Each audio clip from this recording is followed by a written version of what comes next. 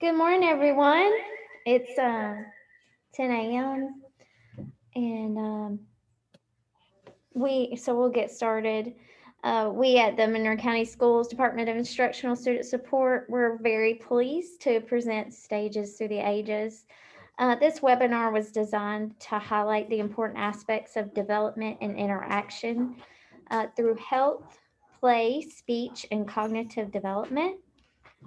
We are going to hear from several different professionals in our department today on different topics, including nutrition and immunization, cognitive development, speech and language development, and the importance of play and interacting with your child. So, first, we are going to hear from Patty Neesmith. She is our nursing coordinator from Monroe County Schools, and she will be speaking on nutrition and immunization.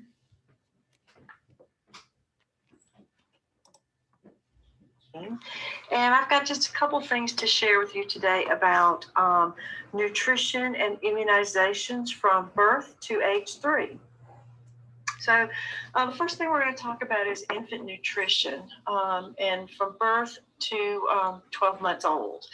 Breast milk and infant formula is all that is recommended during the first 12 months of life. When your baby's over 6 months old, you can consider a small amount of water. And when I say small, I mean a half a cup to 3/4 of a cup per day. Water is not necessary in the first year of your child's life. Okay. At 12 months of age, we're going to start cow's milk.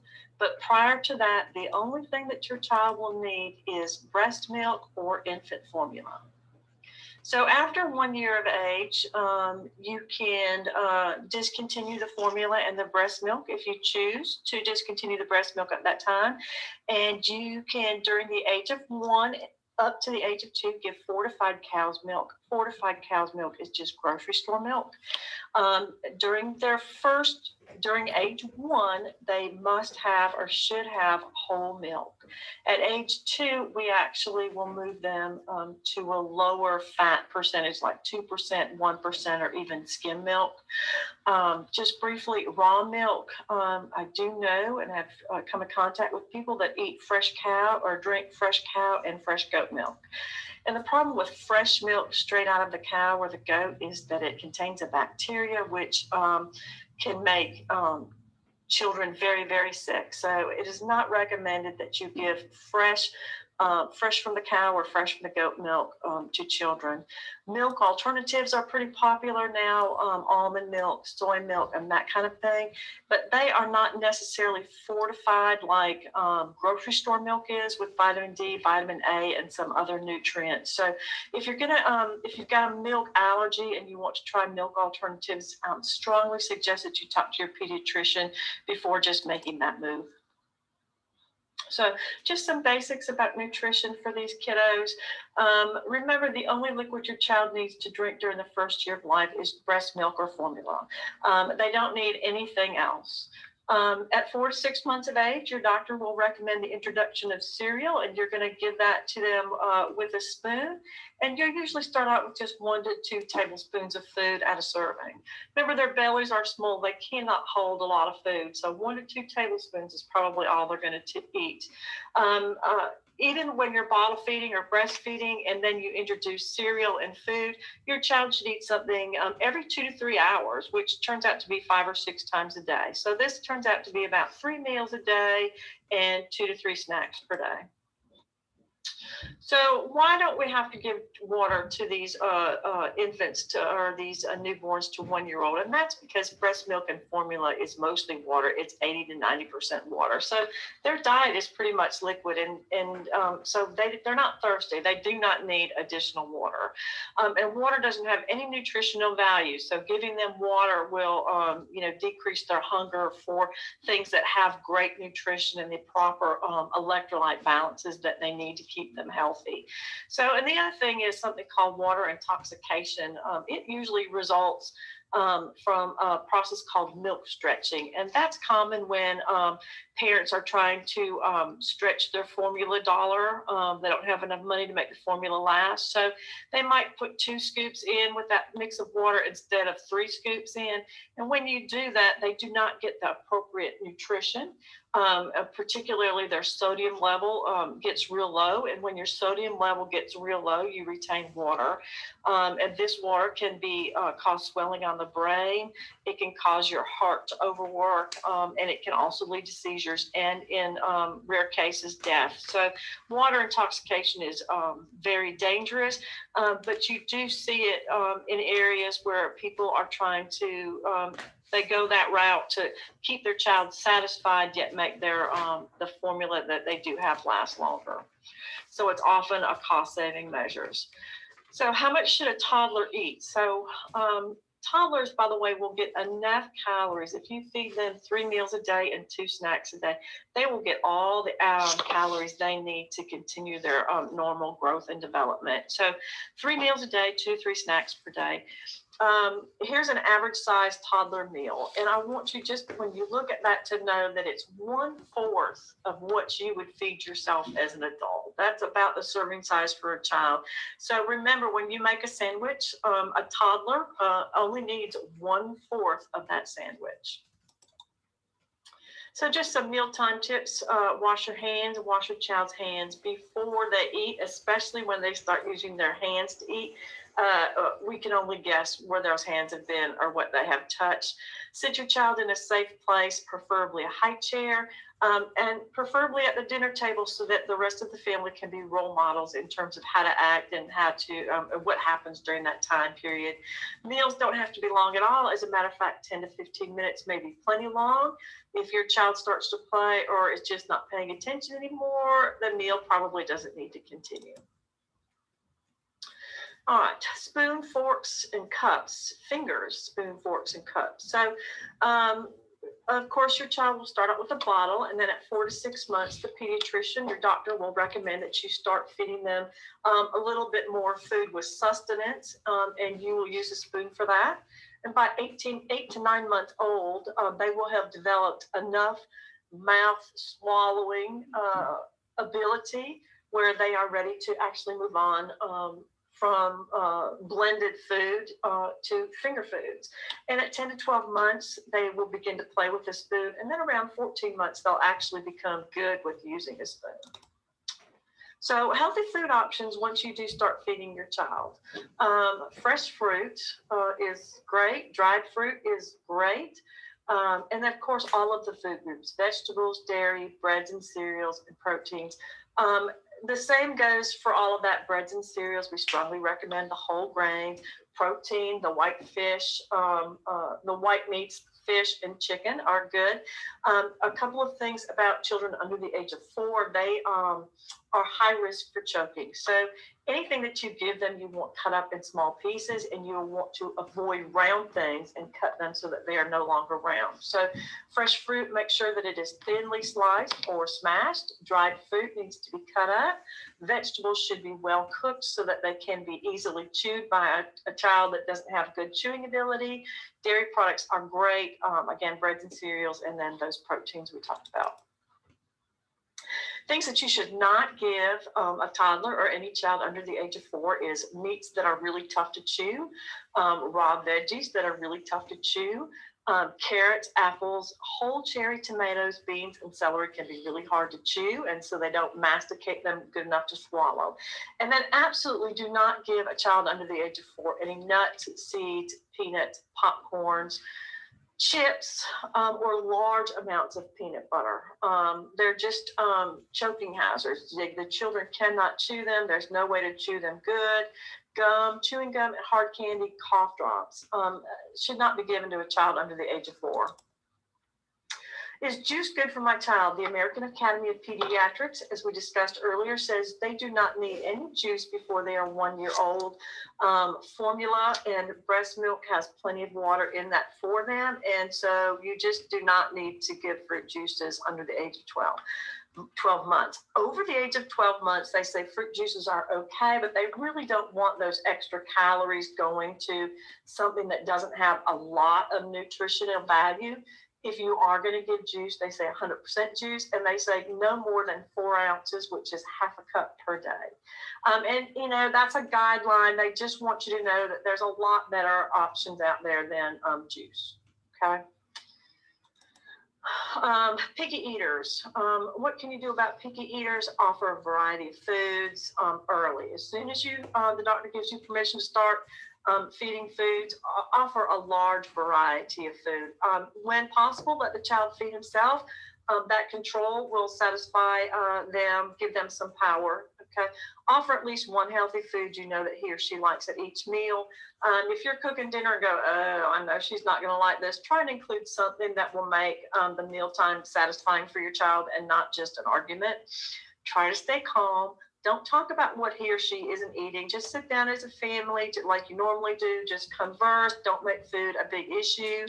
Offer the same foods for the entire family. Don't make something special. That is a great way to have to be making something special till they're 20. And if you can, avoid food bribes. Food just, if at all possible, shouldn't be used a lot as a punishment or a reward. So give your toddler healthy choices as they explore new foods and new tastes and new textures. Your children have small stomachs, and so it is good to make every bite count. Okay, so next we're going to talk a little bit about vaccinations. Vaccinations or immunizations, they're the same. I'm going to just read this because it's just difficult for me to say it any other way. Vaccines contain the same germs that cause disease. Okay. For example, the measles vaccine contains the measles virus. Oops, I'm going the wrong way here. The chickenpox vaccine contains a chickenpox virus. So what happens is the vaccine contains that virus. We give that virus to your body, and your immune system produces antibodies, which is the body's way of fighting it. So after getting vaccinated, you develop immunity to that disease. So if you were to get the chickenpox, you would be sick for 7 to 10 days. But if you choose to be immunized, you are maybe sick, and that usually means a low-grade fever and a sore arm for less than 24 hours, and then you're good to go. And if you're exposed to chickenpox in the future, your body fights it immediately, and you don't have any of the ill effects that some of these diseases can cause. And that's what makes vaccines such powerful medicine, is that they actually prevent diseases, whereas most medicines we use to cure or treat a disease. Okay, so diphtheria, tetanus, and whooping cough, just a couple statements about this is diphtheria first. Diphtheria is highly contagious. It's bacterial. It affects your ability to breathe and swallow, and it can cause fatal heart problems and nerve damage. In 2018, there were more than 16,000 cases of diphtheria. In the world, in the United States, there were 24, but of those, 20% of them, 5 were led to deaths. So tetanus is caused by a bacteria, and it also called lockjaw, can lead to painful muscle contractions of your jaw and neck muscles. And it also can interfere with your ability to breathe and can also be threaten your life. So currently there's about 30 cases reported in the US per year. And that's because of the tetanus vaccine. But worldwide, where they're not vaccinating, 213 to 293,000 deaths worldwide. Pertussis causes violent rapid coughing over and over until the air is gone from your lungs. And when there's no air left in your lungs, you are forced to inhale with a loud sound. This coughing can go on for 10 weeks. So worldwide, 24.1 million cases of pertussis. But in the United States, before vaccination, 107,000 cases, and in 2018, after vaccination, 15,000 cases. So 24 million cases worldwide, but because we vaccinate only 15,000 in the United States. So outbreaks of vaccine that are preventable. In 2019, we had a hepatitis outbreak in the United States in four states in one city: Kentucky, Ohio, Mississippi, and Florida. In the city of Philadelphia, there was an outbreak of hepatitis. And hepatitis, if you're vaccinated against it, you would not have gotten hepatitis. 26,000 people became ill from this one issue of hepatitis out there. 26 people died. All right, fears, why people don't get vaccinated. Autism, people say that if I get vaccinated, my child's going to have autism. They put mercury, which is thimerosal, in it, or I don't want to vaccinate. I don't want to overextend my baby's immune system when they're so small. So I will tell you that right now, there is no research out there in the UK, in Britain, in the US. There's no current resource that correlates MMR vaccination or thimerosal to autism. There's no research out there right now that supports that. So let's talk briefly what happened with the MMR vaccine. There's a scientist, a physician in Britain. His last name was Wakefield, and he published some research in 1998 in The Lancet, which is a very well-known, well-respected medical journal. And in it, he said that he studied 12 children, and that they all received the MMR vaccine, and within a very short time after that, at least 6 of them had signs of an autism-related illness, specifically a stomach. He called it a stomach autistic illness.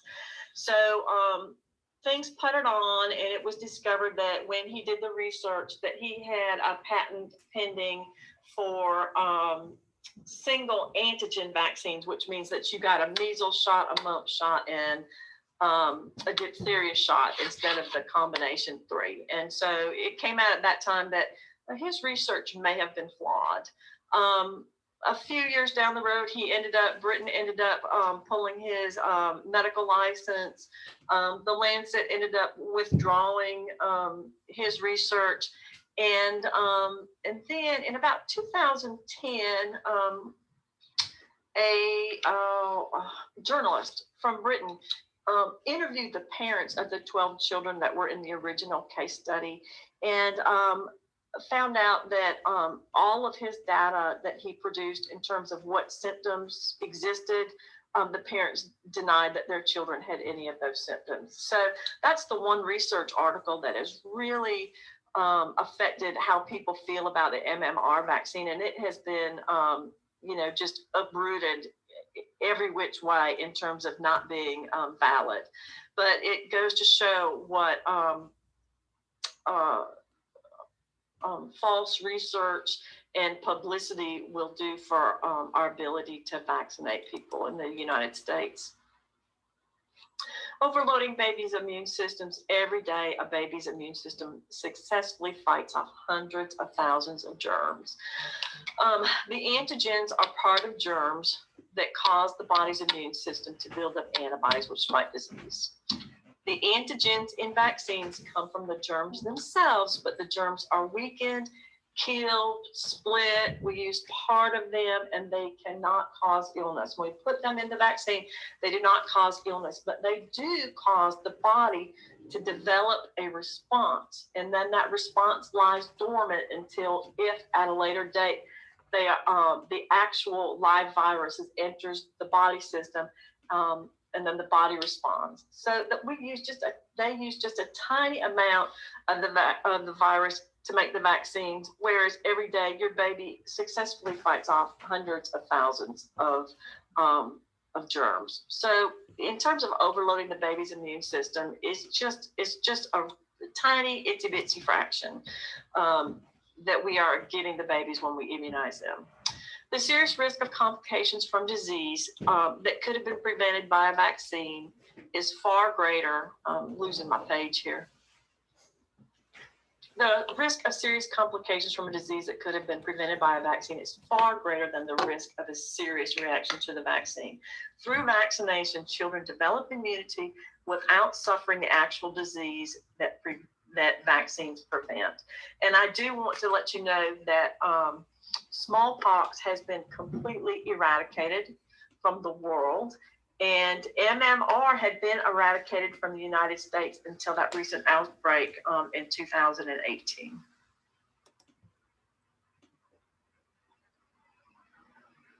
Okay, and that is my little summary on vaccinations and nutrition today. Thank you so much. All right, next we will hear from Sherry Williams and Mary Jo Simmons. They are Monroe County Schools diagnosticians, and they will be speaking on cognitive development.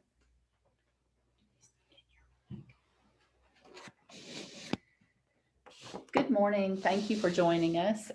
I'll start with cognitive milestones. This is Sherry Williams, and some of these milestones will actually overlap. So you may hear some of the same information when we discuss behavior and speech.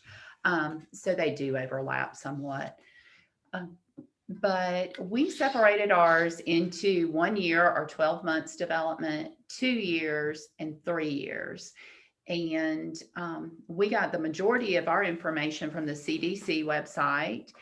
And at the first year of life, or at 12 months, children should typically be looking for hidden things under a cover. They should be grasping and moving covers to locate hidden objects, copying your gestures, smiling when you smile, frowning when you frown, things like that, banging two things together, toys, which may sound very loud and get on your nerves, but that is part of their development. Pointing with their index finger to get your attention, for you to look at something, and putting things in and taking them out of a container, using those small muscles.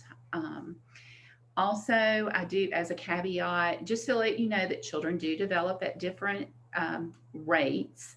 So these are on average development. At 2 years, children should be able to find hidden objects under between 2 and 3 covers. And they're going to start sorting things by shape and color. They can even help you do things like matching socks when you're folding laundry, or putting, help sort and put the silverware away. They can build towers of 4 or more blocks. And when you're looking at a picture book, they should be able to actually name some of the objects in the book, such as a cat, a dog, or a bird. They can also play simple make-believe games with you. And then at 3 years of age, they should be able to do some simple puzzles containing like 3 or 4 pieces. Copy a circle with a pen or a pencil, or a crayon. Turn the pages in a book one at a time. Then they should be able to get more complex with their tower building and add some more blocks. So be able to build a tower of about 6 blocks. And then they start playing make-believe with their toys, like their dolls or animals, or even with other people. So when should I be concerned about my child's development? This is Mary Jo Simmons, one of the other diagnosticians in Monroe County. So when should I be concerned about my child's cognitive development? At 1 year old, if they are not looking under covers, when they see you hide something, if they are not looking for that object, if they do not point out things of interest to them, if they are not learning how to gesture, such as waving or shaking their head, or if you notice that they are losing skills that they once had. Maybe if they wake up one day and you notice, hey, they're not saying words that they said, or they're not pointing like they used to, that type of thing, you might want to bring that up with your pediatrician. At 2 years old, they should be copying words that you say, or maybe facial features, certain facial expressions that you make. Also, common household items such as a brush, a phone, a fork, or a spoon. They should, at this point, have a general idea of what they're supposed to do with those things. Simple instructions such as come here or sit down, stand up, those type of things. They should be able to understand what you're saying and do those. And again, if you notice that they are losing skills that they once had, that should be brought up at a doctor's visit. At 3 years old, if they have simple toys or puzzles, age-appropriate puzzles that they are not able to put together, that might be of concern. If they don't want to play with toys at all, if they're showing no interest in toys, and if they're not understanding those simple instructions again. So those are just some general ideas of what you might want to be looking for. Right, so what should you do if you're concerned with your child's cognitive development? And these are just some ideas for parents or caregivers. At 1 year of age, read every day. Have the child turn the pages if they're able to. Board books are very appropriate at this age. I know that they're really learning those grasping skills and they can tear paper. So board books are great. And just taking turns labeling pictures with your child, or even just pointing out, the cow or the dog. Playing with blocks, shape sorters, and other toys that encourage your child to use his or her hands. Just looking at the picture there, those kinds of toys, the pop-up toys, the blocks, simple trucks, things like that. Asking your child to label their body parts or the things that you see while you're riding around in the car, like look at the tree, or there's a house, or oh, look, a red stop sign. Just verbalizing, just talking to your child. Singing songs or reciting simple nursery rhymes with the actions that go with it. Itsy Bitsy Spider's a favorite, patty cake. Anything that has like a simple motion with it, so that they can model those movements and that they can mimic you. So during this time, their brain is developing and they're learning so much information at such a rapid rate. Hiding small toys and other items and having the child find them can be a fun little game to play as well. And so at 2 years old, we see some of those same ideas of what you can do if you are concerned. But again, naming body parts. So maybe when you're giving your baby or toddler a bath, you can talk about, here's your elbow, there's your shoulder, and that type of thing. Also, again, hiding toys or stuffed animals, and saying, let's see if we can find them, and just kind of engaging that part of your child's brain. Another thing you can do is art projects. So maybe get some markers, some washable markers. You're going to want to get washable for sure. Some construction paper, and just have some fun and interact with them in that way, and talk with them about what you're making. Also, as Ms. Williams was saying, reading to your child. So maybe you could just take time every night before you go to bed, have them sit on your lap, and as you're looking through a book, talk to them about what you see on the page. Really try to engage them in what you're reading. All right, and then around 3 years of age, just giving your child 2 to 3 step instructions. For example, go to your room and get your shoes and coat. to see if they're able to actually follow those directions. And again, I mean, we just cannot emphasize the importance of reading, just reading every day and asking the child to point out pictures or to repeat words or even tell you what the story was about or let them pretend to read themselves. Those are all precursors to reading. Give your child an activity box with some paper crayons and coloring books. Allow them to color and draw lines and shapes. Playing matching games, just asking your child to find items in books or around the house that are the same. There are some really simple memory games that are cards, and they can try to practice matching those.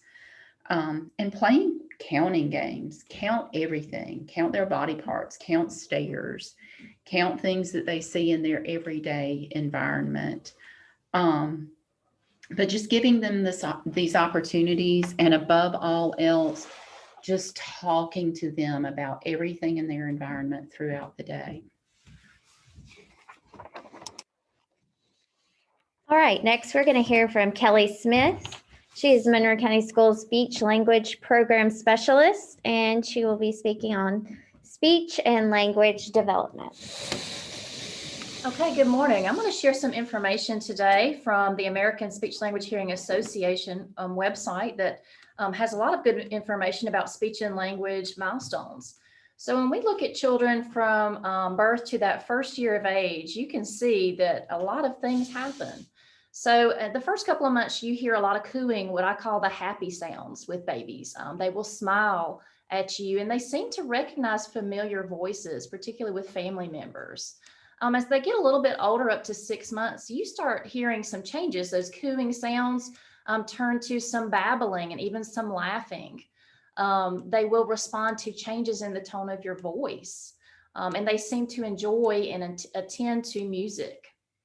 As you get a little bit older, when you start seeing the 7 months up to the 1 year mark, that babbling gets longer and more complex. They're starting to use sounds to get your attention. They will even start to use some gestures like waving goodbye. They will point to things. They want you to kind of look and share with you.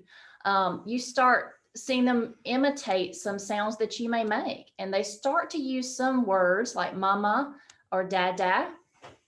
But it's important to remember that not all of their sounds are going to be clear at this point. They will look in the direction of sounds. They will look when you point to things. They enjoy playing some little simple games like pat a cake and peekaboo. And usually they will look when you call his or her name. So what can I do to help my child's speech development? So at this age, you want to see if your child can hear. Do they look or turn to noises? If you have concerns with this, see your doctor. They will start to imitate faces and sounds. So that can be a fun little game that you can do with your child. And as Ms. Williams said earlier, it's important to talk about what you're doing, whether you're in the home environment, if you're in the car, talk about the things that you're doing with your child. And of course, as you've already heard, read to your child daily. Playing games with your child, that teaches turn-taking skills, peekaboo, pat a cake, practice waving. And this is always fun, teaching animal sounds with children. So the picture, of course, shows moo for the cow, but if you have a cat or a dog, those would be important sounds that would be fun to play with your child as well. So as we move into the 1 to 3 year age group, you can see more speech going on. From 1 to 2 years, they're starting to use true words.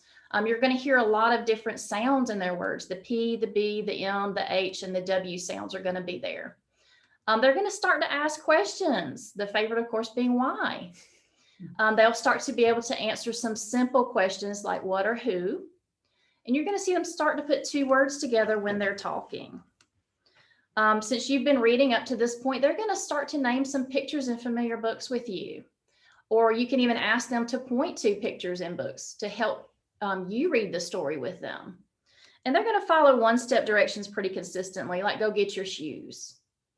They're going to enjoy listening to songs and stories. And this would be a good time to start doing some nursery rhymes with children. A lot of that repetitive stuff that goes with music, they'll enjoy that and attend to that. And there's tons of nursery rhymes available on YouTube videos. From 2 to 3 years, they're going to really start learning new words quickly. And they're going to move from that one step to being able to follow 2 and even some 3-step directions. So instead of just go get your shoes, you can say, go get your shoes and put on your coat. You're going to hear more initial consonant sounds in their speech. So the K's, G's, F's, T's, D's, and N's are going to start coming into play here. And instead of just starting to put the 2 words together here between 2 and 3, you're going to hear 2 and 3 words, little short sentences from them when they're talking about things. And instead of just asking why, now they're going to show that they can start to consistently ask why and even sometimes start to answer them. They start to understand opposites, and you start hearing some words like in, on, and under in their speech, some of those prepositional words. And in this age group, most familiar listeners, meaning family members, can understand the child's speech. So what can I do to help my child's speech development? So from 1 to 2, you always want to talk about what you do and see. And you want to add words to what your child says. So a child may give you a response and you can add to it by adding a color word or even a size word to expand their utterance. You want to play with sounds like making car noises during play, and of course, read the books. From 2 to 3 years, you want to start talking about colors and shapes. You want to practice counting. You can count fingers and toes. That's also going to teach body parts. Even snacks, goldfish snacks. You can count out your treats. Teach your child new words, and of course, reading helps with this. And a great activity is even going to the grocery store and naming new things that they may see. And that goes with naming objects. You want to talk about the pictures in the book. So instead of just naming them, you're going to start describing them more at this age.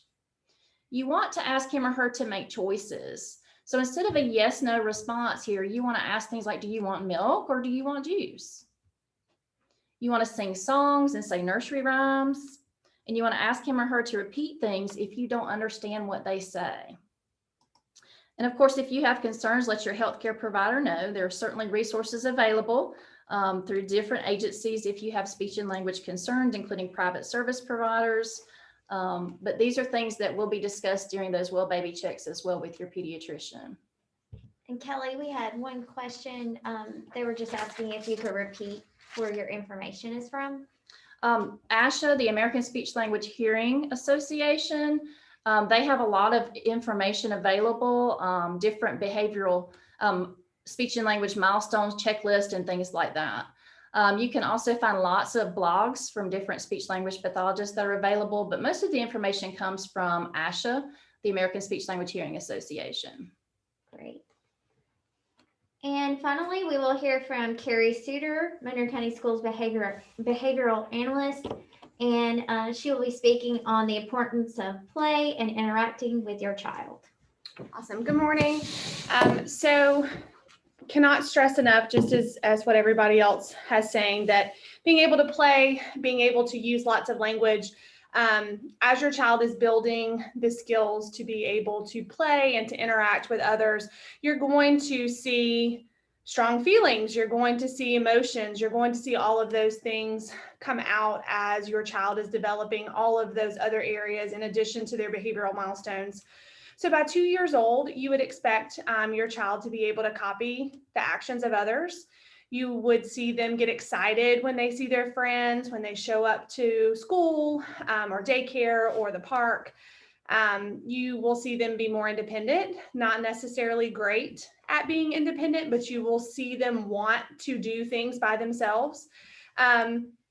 Very common at 2 years old that you start to see some defiant behaviors. So where they're resistant to do what you're asking them to do, that does not always mean that there's a concern. That's a very typical part of development. And also seeing that they will play with other kids, but in a lot of times they'll just want to play by themselves or just play next to their friends, but really interacting with their toys just by themselves. By 3 years old, you want to see all of the 2-year-old behaviors. But in addition, you're going to see some affection or concern toward their friends. If someone falls on the playground or someone is upset, then you'll see the child show that affection toward them. You'll see taking turns, where that may not always be fair taking turns, but you do see a give and take there with turns. Understanding mine, his, or hers. You may see them use that language or pointing or those types of things. And a wide range of emotions where they can be hot or cold. You may see them turn on very quickly or turn off quickly. And we'll talk just a little bit about some emotions there as well, but you want to see them separate pretty easily from mom and dad. If you see where they're not separating, then that could be cause for concern. And also dressing and undressing self. Undressing will come before dressing, as it's easier to take off than to put on. And by 4 years, you see that they're enjoying new things. They're willing to try new activities. Their play becomes less concrete and more creative. So they may play mom and dad, or they may play babies, or they may play monster trucks, where they're moving into that make-believe play. And at this point, they would much rather play with other kids than to be playing by themselves. You also see cooperation with other children. So you're seeing them take turns. You're seeing them be more willing to play what someone else would like to play versus just what they want to do. And also talking about his or her likes. So you're going to start to see this personality come out where they are able to talk about the things that they like, maybe what they don't like. To stay on the conversation about emotions and milestones, it's very common for children to have strong emotions and strong feelings. When you could be concerned about those strong emotions, or when your child may have a meltdown or lots of problem behavior when you are unable to understand what he's trying to say. This could mean that there may be a speech concern, that there may be a cognitive concern, when he's quick to have problem behavior, when you're unable to understand him. Maybe whenever he's unable to communicate what he wants. So if he says no, but you know that he means yes, when he's throwing toys, more so than your typical, maybe once a day, something like that. When they're super upset, if they're throwing toys a lot, that can be cause for concern. Or even whenever they're unable to settle in with a routine. If a routine changes and they're unable to rebound from that change, then that could be cause for concern. More specifically, we'll go in by the years, and then we'll talk a little bit about what you can do if your child is engaging in some of those more significant problem behaviors. So by 2, if your child is unable to copy actions or words, or not able to follow simple directions, that should be a flag for you to talk to your pediatrician about. By 3, if they're still unable to follow those simple instructions, are not able to play pretend or make believe, or have no interest in playing with other children or toys. Another key to behavioral development, as well as cognitive and speech, is if your child is unable to make eye contact, consistent eye contact by 3 years old when trying to initiate communicating their wants or needs. And by 4, if we're still not having interest in those interactive games or make-believe games, if we're still resistant on interacting with other children, or even resistant to dressing or sleeping or using the toilet, all of those could be cause for concern for that behavioral development. And if we're unable to follow 3-step demands. So I've listed here some links for you guys to be able to go in and to look at. There are a few, the first 2 are going to be linked specifically for challenging behaviors. And then the bottom link is a video where it talks about what is common, what is uncommon, when to be concerned, when not to be concerned. So in that first link, it gives lots of strategies to managing aggression with little bitty humans. And one of the big things to keep in mind as you're going through these, there are 12 suggestions. I'm going to read through them and talk about them just a little bit. The first is to make sure that you're setting limits. It's okay to have limits. That is a perfect part of parenting. Also to make sure that you're trying to figure out what your child is trying to communicate. Maybe not in the moment are we going to try to fix it, but we do want to make sure that we're giving them the tools to be able to ask or communicate that better the next time. Be very clear with your instructions whenever you're talking to your child. You also want to make sure that you're being a careful observer. Make sure that you're paying attention to the scenarios that are happening so that you can coach them through them. Use language, use redirection, all of those things. And then you want to make sure that you're not, you're making sure that you're not sending mixed messages to your child about the aggressiveness. If you say don't hit or be nice while you're not so secretly enjoying your child's aggressive behavior towards someone else, he can be really confused. So you want to make sure that you're being very clear with your directions. This is kind of a hot topic. I feel like a lot of people ask about spanking. Spanking can go either way. Sometimes it's difficult for a child to understand if we're using aggression to try to punish aggression. In addition, it doesn't teach a pro-social behavior. So it may teach them what not to do, but it doesn't teach them what you want them to do. So it's important that if outside of spanking that we're able to redirect the behavior the way that we want, but also teach a more appropriate behavior so the child knows what they're supposed to engage in. And just remember to be patient. These little brains are very small. They're very formable at this age, and we just want to make sure that we're able to give them the time and the learning and the practice that it is that they need in order to maintenance and learn those behaviors. Yes, we will absolutely put those links in the chat for you guys to be able to access them. And if we have time, I think the video would be great. Is that the third link? Yes.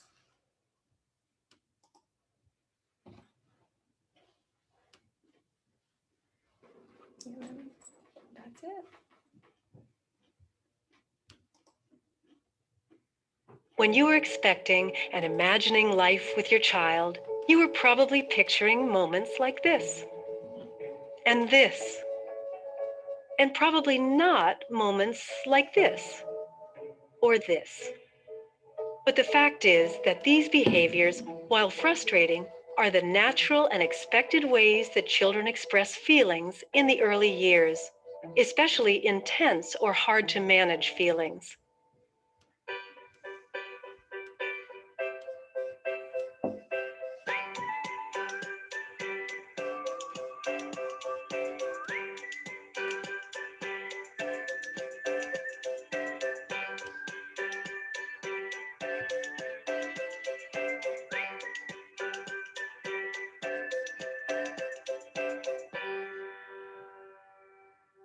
Young children have very little self-control.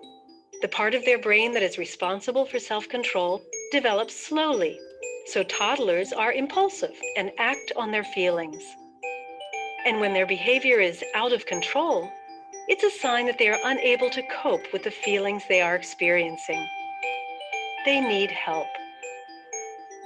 So what can you do? First and foremost, try to stay calm during moments when your toddler is defiant or having a tantrum. Take a few deep breaths, or even step away for a moment to pull yourself together. When your child is very upset or out of control, he needs you to be his rock. Your calm steadiness provides an anchor for his storm. Angry responses to challenging behavior only increase the overall intensity of the situation. This makes it less likely your child will learn how to manage strong feelings effectively. Indeed, research has found that harsh discipline can lead to children developing behaviors such as aggression, delinquency, or hyperactivity later in life.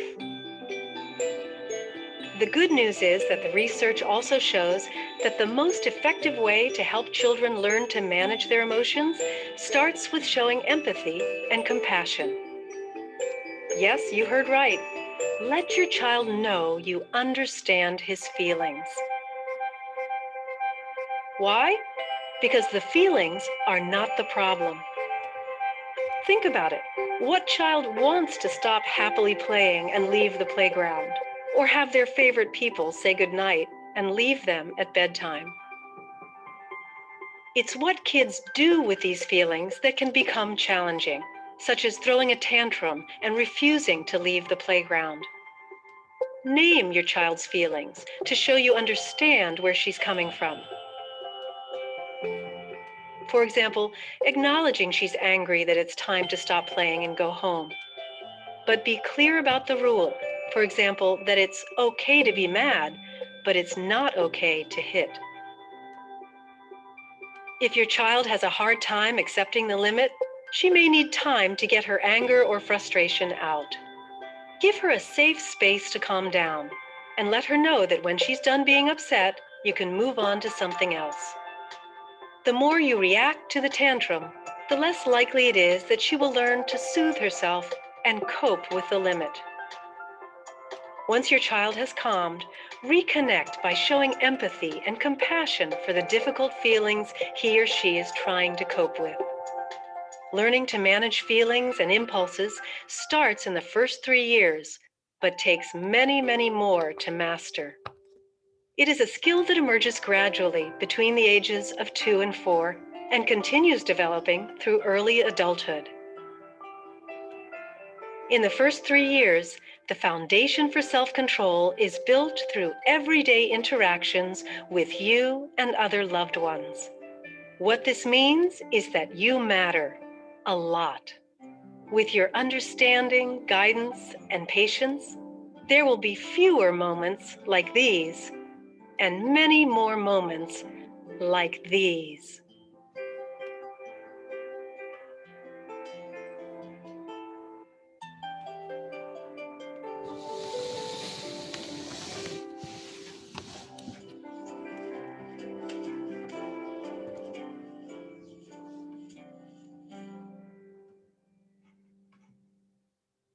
And on the next page or the next slide, there are more links. I got most of my information off of the CDC website, so we were able to put some of those links toward the end of this PowerPoint, and we can make sure to put those in the chat and send those out so that you guys can have access to those as well, in addition to these with the next page.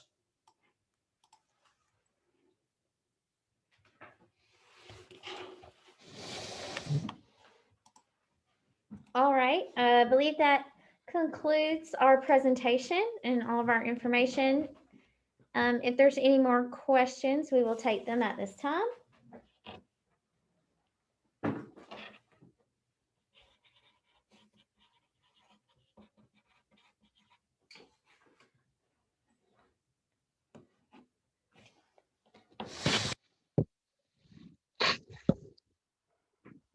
So if you have concerns and your child is between the ages of 2 and 5, and you would like to look at some options to have our diagnosticians maybe help you out, or you would like our speech therapist to help you understand what your child should be doing, or some interventions that you could use at home, or behavior analysts help you through some of those difficult tantrums or difficult moments with behavior. If you would like to reach out to us, our telephone number is 478-994-2031. The extension is 1604. We do partner with Babies Can't Wait. So if there are concerns, we may be able to make a referral there. They take students from the ages of birth to 3 or 4, depending.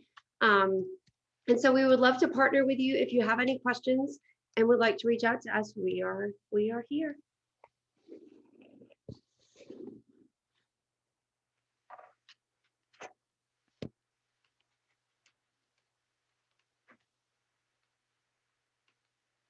All right. Thank you. I believe we were putting the links and phone number in the chat.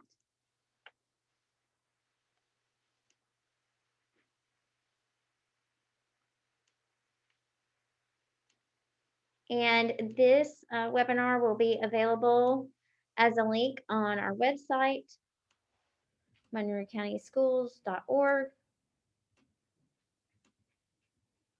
and on our social media pages. You can find us on Twitter, Facebook, and Instagram under Mentor Monroe. All right, thank you and have a great day.